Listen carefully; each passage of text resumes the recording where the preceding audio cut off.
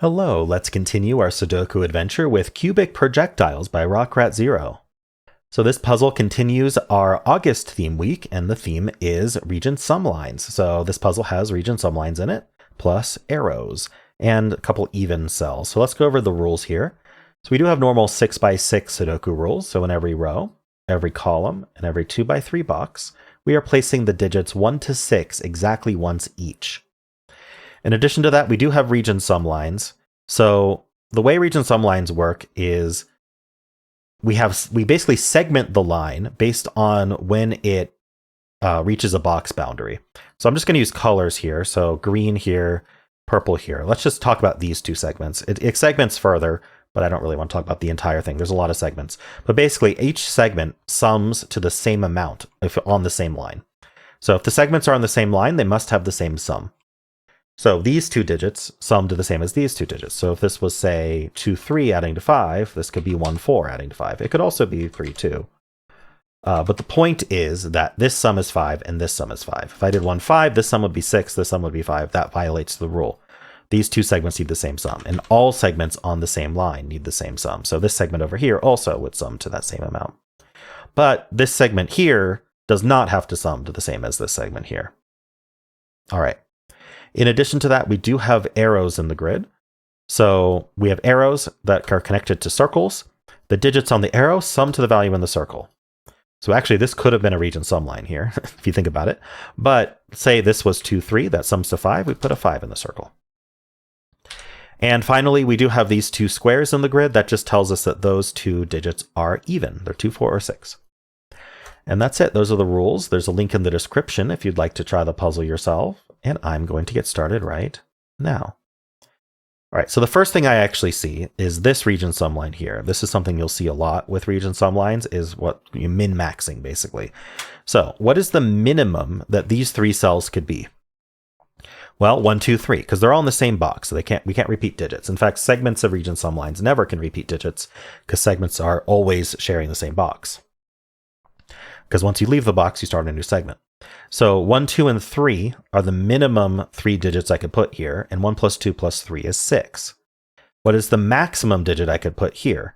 Well, the max I can put is 6. So this segment is saying at minimum we sum to 6. And this segment, which is a single cell segment, says at maximum we sum to 6. Well, if the minimum sum is 6 and the maximum sum is 6, the sum is 6. So we have to use the minimums here and the maximums here. So we get a bunch of digits. These are even.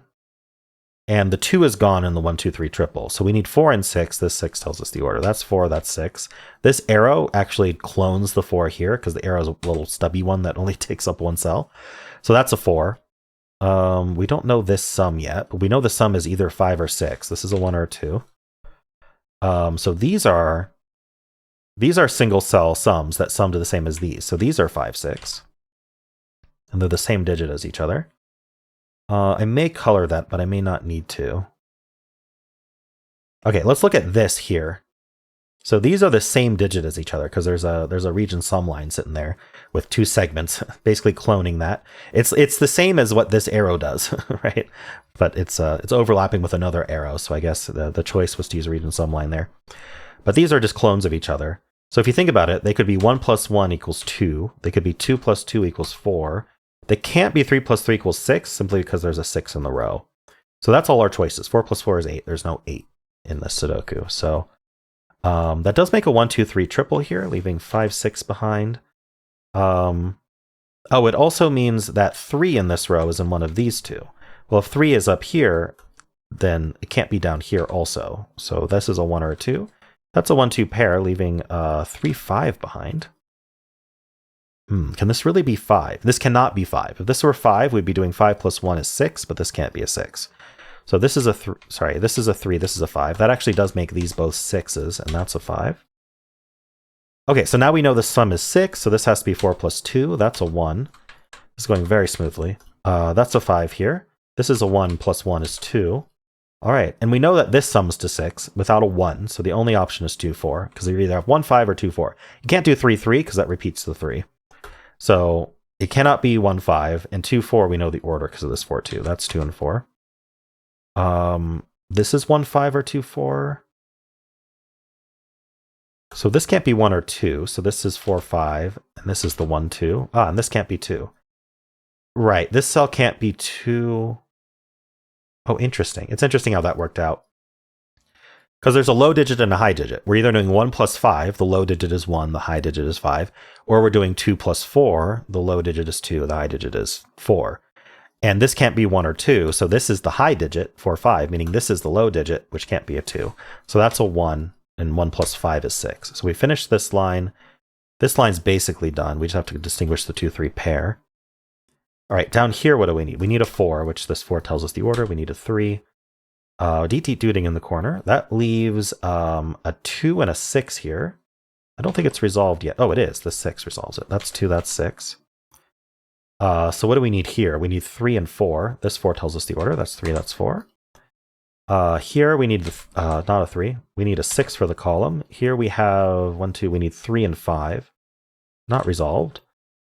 Oh, maybe I can figure out this arrow here.